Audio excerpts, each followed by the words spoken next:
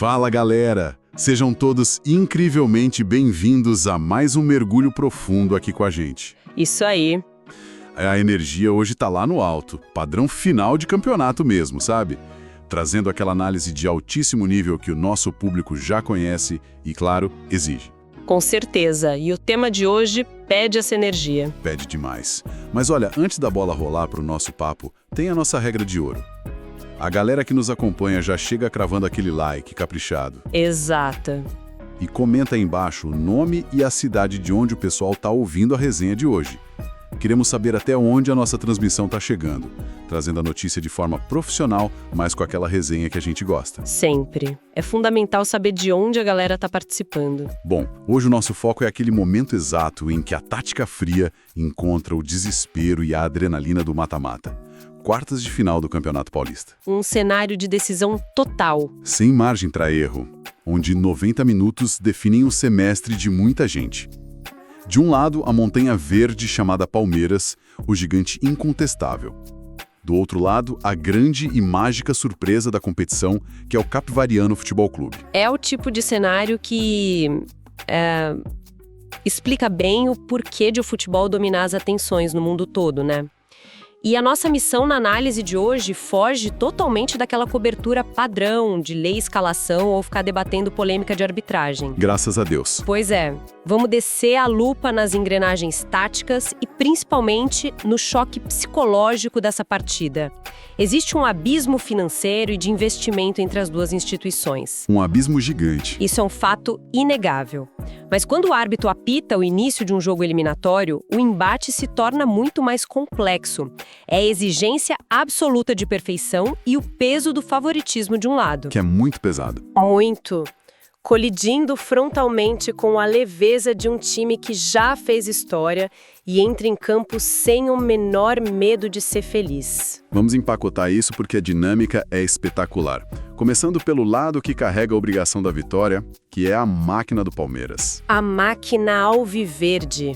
A campanha da equipe até aqui tem sido daquelas que não deixam dúvidas sobre a força do projeto.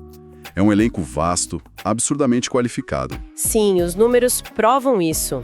Mas o detalhe crucial que extraímos desse nosso raio-x para hoje é a metamorfose que acontece com esse time sob o comando do técnico Abel Ferreira quando o calendário aponta a fase de mata-mata. Isso é muito real. É como se a equipe virasse uma chave completamente diferente, ganhando uma aura de invencibilidade. O histórico recente mostra que esse crescimento em fases decisivas não é obra do acaso, ou apenas uma motivação de vestiário, sabe? É um padrão tático completamente consolidado. Totalmente treinado. Quando a margem de erro zera, o nível de concentração coletiva da equipe atinge um pico impressionante. O que a nossa análise detalha é uma organização de espaços que beira o sufocamento do adversário. Eles amassam, né? Amassam. Em jogos eliminatórios, o Palmeiras encurta a distância entre as linhas de defesa, meio-campo e ataque, de uma forma que o campo parece encolher para quem tenta criar jogadas contra eles. Fica sem respiro. O balanço defensivo é feito com uma coordenação tão fina que obriga o oponente a tentar passes de altíssimo risco. E é exatamente no erro forçado que a transição ofensiva engole o adversário. Eu gosto de visualizar isso como uma analogia do automobilismo. É como observar uma equipe de Fórmula 1 com um carro de altíssimo desempenho. Adoro essa comparação. Durante as primeiras voltas, que seriam ali a fase de grupos do Paulista, o piloto está administrando o desgaste, testando o traçado, mapeando os adversários e poupando o motor. Ele faz o básico ali. Faz o suficiente para se manter no pelotão de frente. Mas quando a bandeirada final se aproxima e a corrida entra nas voltas decisivas, o mapa de motor muda. A agressividade nas curvas muda. É o que o Palmeiras faz. A rotação vai lá em cima. E para deixar esse carro ainda mais assustador para a concorrência, o momento aponta para retornos cruciais. Estamos falando de caras como Felipe Anderson e Lucas Evangelista voltando a ficar à disposição. E a adição desses nomes específicos altera completamente a dinâmica do que o time pode oferecer no terço final do campo. Muda o patamar. O Felipe Anderson traz uma visão de jogo e uma capacidade de retenção de bola sob pressão que quebra linhas de marcação sem precisar apenas da velocidade pura. Ele pensa o jogo, né? Pensa e executa muito bem. Já o Lucas Evangelista adiciona aquele elemento do volante box-to-box que pisa na área adversária como um elemento surpresa. Chega de trás com perigo. Exato, e ainda temos a grande expectativa em torno da possível estreia de João Arias. O que se constrói com essas peças não é apenas um time titular forte, mas um arsenal gigante de variações. É imprevisibilidade, certo? Se o plano A, pelo meio, não funciona, o treinador olha para o banco e tem ferramentas para largar o campo ou para centralizar o jogo. Ou para impor uma blitz física. Isso. Exatamente. No futebol de alto nível, variação de jogo é a moeda mais cara que existe. Sem dúvida. Ter a opção de atacar com extremos abertos, buscando o fundo, ou com meias que cortam para o meio, buscando a tabela pelo centro, destrói o planejamento defensivo de qualquer adversário. Dá um nó na cabeça do outro treinador. Num jogo eliminatório de 90 minutos, essa capacidade de mudar a rotação e o estilo da partida a qualquer momento é um pesadelo. Mas olha, vamos colocar o pé no freio um instante. Porque a gente sabe que no futebol não existe roteiro perfeito. Nunca existe. E mergulhando nos detalhes dessa equipe, eu encontrei um ponto de atenção. Um suposto calcanhar de Aquiles no estilo de jogo deles. Interessante. A análise aponta que o Palmeiras tem uma tendência perigosa a demorar para acelerar o jogo. É verdade. Eles entram, tomam a posse de bola, impõem um controle territorial absoluto, mas pecam pela falta de agressividade ofensiva nos minutos iniciais. Ficam rodando a bola de forma um tanto estéril contra times muito fechados. O que é fascinante aqui é como esse controle pode se tornar uma armadilha para o próprio time. Totalmente. Ter 70% de posse de bola não significa nada se essa posse acontece na intermediária defensiva, longe da zona de perigo. Fica aquele arame liso, né? Cerca, mas não machuca. Exato. Contra adversários que montam linhas defensivas profundas e compactas, essa cadência exagerada permite que a zaga oponente respire, se organize e feche qualquer buraco. Faz sentido. O ritmo morno do Palmeiras muitas vezes convida o adversário a se sentir confortável dentro do próprio sistema defensivo. Mas me tira uma dúvida. E aqui eu vou fazer o papel de advogado do diabo, tá? Manda. Essa tal lentidão inicial não seria, na verdade, uma armadilha intencional do Abel Ferreira? Como assim? Tipo, o time fica ali cozinhando o jogo, trocando passes curtos sem objetividade aparente, justamente para irritar o adversário, fazer as linhas deles subirem para tentar a pressão e, nesse momento, deixar aquele espaço precioso nas costas da defesa. Não seria uma isca? Olha, é uma leitura muito válida e em muitos momentos da temporada regular, nós vimos o Palmeiras usar essa posse de bola letárgica como isca para atrair a pressão. Sim. O problema, e o que os dados técnicos evidenciam para esse confronto de quartas de final, é que contra times menores, em jogos de mata-mata, essa isca raramente funciona. Ah, entendi. O capivariano não vai morder a isca e subir as linhas porque a bola está sendo trocada entre os zagueiros do Palmeiras. Eles vão continuar estacionados lá atrás. Fechadinhos. E é aí que a lentidão se torna um defeito real. Se o Palmeiras não acelerar o passe e não buscar infiltrações, o jogo vira um ataque contra a defesa estático e extremamente frustrante para o favorito. Entendo o ponto. Se o adversário não sai da toca, não adianta ficar dançando na frente dela. É bem por aí. Mas aí é que tá. Aqui é que a coisa fica realmente interessante. Porque o contraponto a essa cadência é a explosão. A virada de chave. O time pode passar 30 minutos amarrado, mas no exato segundo em que decide engatar a quinta marcha, o talento individual resolve o problema com uma brutalidade impressionante. Sem piedade. E os nomes que saltam os olhos nesse cenário de aceleração letal são Vitor Roque e Flaco Lopes. É o instante em que a organização tática cede o palco para a intuição e o talento puro. Quando a bola chega na frente com velocidade real, quebrando a primeira linha de marcação, o comportamento desses atacantes muda a rotação do jogo. A fome de gol que falta na construção cadenciada do meio-campo sobra quando a bola cai no pé do Vitor Roque atacando o espaço, ou do Flaco Lopes dominando dentro da área. É um contraste fascinante de assistir. É o time da paciência infinita que de repente entrega uma finalização fulminante e letal em questão de 4 ou 5 toques na bola. E os números históricos sustentam bem essa dinâmica. Se observarmos o padrão do Palmeiras em jogos eliminatórios recentes, uma porcentagem esmagadora dos gols acontece no segundo tempo. Eles cozinham o galo no primeiro tempo. Física e mentalmente com aquela posse de bola. O time menor corre atrás da bola incansavelmente, mantendo a concentração no limite. O que cansa demais, né? Muito! Quando as pernas pesam e o foco cai por uma fração de segundo na etapa final, a aceleração do Vitor Roque ou a imposição física do Flaco Lopes encontram um espaço que não existia no começo do jogo. É uma estratégia clássica de desgaste. Genial. E esse risco constante de exaustão nos leva direto para o outro lado do nosso tabuleiro. E que história espetacular o futebol está nos entregando com o Capivariano Futebol Clube. Uma das grandes narrativas do campeonato. Galera, pensem numa jornada de resiliência. O clube amargou uma década inteira longe da elite do futebol estadual. 10 anos. É muito tempo. Antes. Campeonatos onde a força física muitas vezes se sobrepõe à técnica. É um futebol muito pegado. Sobreviver a isso e conseguir o acesso já seria o roteiro perfeito. Mas eles não voltaram para fazer figuração. Bateram na primeira divisão e já arrombaram a porta chegando nas quartas de final. A trajetória do Capivariana é o que dá alma a uma competição como o Campeonato Paulista. E a nossa leitura tática e estrutural mostra que essa campanha está muito longe de ser sorte, ou um alinhamento de astros. Não é um acidente de percurso. De jeito nenhum. É a colheita de um projeto de longo prazo. O mérito precisa ser direcionado ao técnico Hélio Cizenando, que vem implementando uma filosofia de trabalho contínua. Ele faz um trabalho fantástico. Ele construiu uma equipe que entende perfeitamente suas próprias limitações e maximiza suas virtudes de maneira pragmática e inteligente. É aquele trabalho de formiguinha forjado na dificuldade que agora ganha os holofotes e o horário nobre da TV. E tem um aspecto psicológico nisso tudo que é, na minha visão, a maior arma deles hoje. A questão da pressão. Exato. O Capivariano joga leve. É um time absolutamente sem pressão. O objetivo da diretoria no início do ano era um só: não cair de novo. Garantir a permanência depois de 10 anos fora.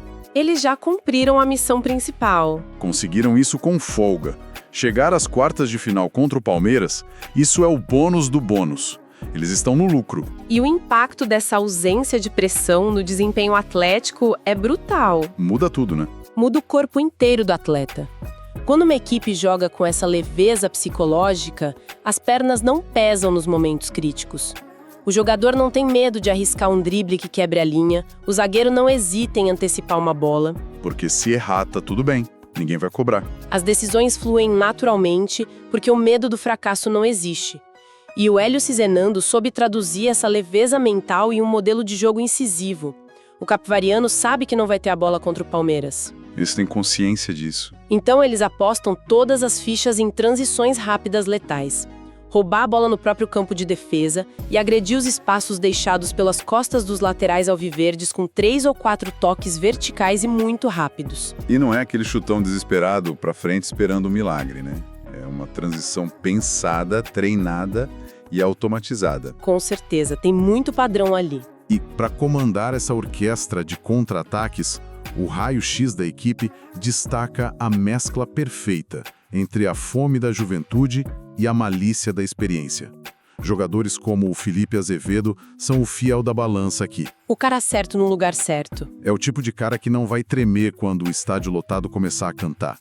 Ele sabe a hora de prender a bola na bandeirinha de escanteio, a hora de cavar uma falta no meio-campo para fazer o time respirar e a hora de acelerar o passe decisivo. A experiência de um atleta como o Felipe Azevedo atua como termômetro emocional dentro das 4 linhas. Ele dita o ritmo emocional. Durante os momentos em que o Palmeiras impuser aquela blitz tradicional sufocando na entrada da área, é ele quem vai acalmar os mais jovens, cadenciar o ritmo quando a bola for recuperada e ditar os momentos de subida. Fundamental. No entanto, e é aqui que a análise precisa ser fria, o Capivariano carrega uma vulnerabilidade muito grave. Qual seria? O grande calcanhar de Aquiles dessa equipe zebra é o comportamento defensivo quando enfrenta adversários que promovem muita rotação ofensiva. Ou seja, se o ataque adversário joga estático com o centroavante cravado entre os zagueiros e os pontas abertos na linha lateral, o Capivariano marca bem. Mas se começar aquela troca frenética de posições, a defesa deles entra em curto-circuito, certo? Exatamente. Se o adversário promove o caos organizado, o ponta cortando para dentro, o lateral passando por fora, o meia infiltrando pelo espaço vazio, o sistema de marcação do capivariano perde a referência. Eles batem cabeça. Eles têm extrema dificuldade em passar a marcação de um jogador para o outro com a velocidade que o futebol moderno exige. E se tem uma coisa que o Palmeiras do Abel Ferreira sabe fazer com maestria quando decide acelerar, é criar essas triangulações dinâmicas nas laterais do campo. Isso nos leva de forma perfeita para o embate tático real. O momento em que as teorias acabam e a bola rola. A hora da verdade. O clássico tabuleiro de xadrez, o mata-mata, como essas duas ideias tão opostas vão se chocar lá no gramado. Se conectarmos isso ao cenário maior, o desenho do jogo nos primeiros 15 a 20 minutos é muito previsível. Cenário de ataque contra defesa. Sim, o capivariano vai se estabelecer em um bloco baixo, muito agressivo e compacto.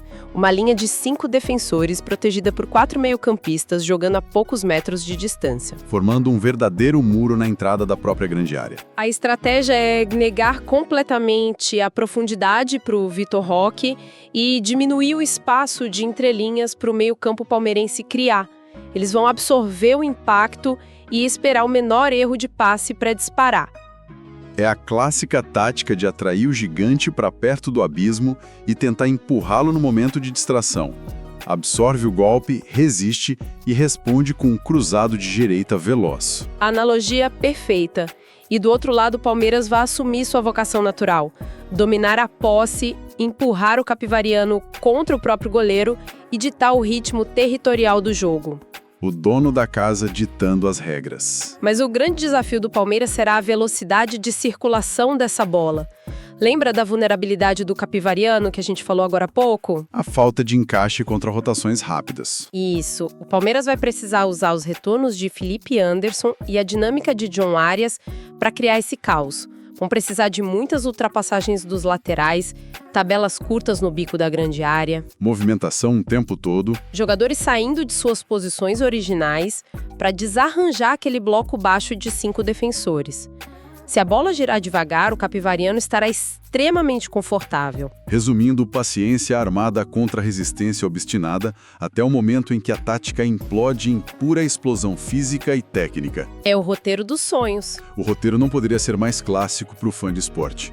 De um lado, o favoritismo maciço.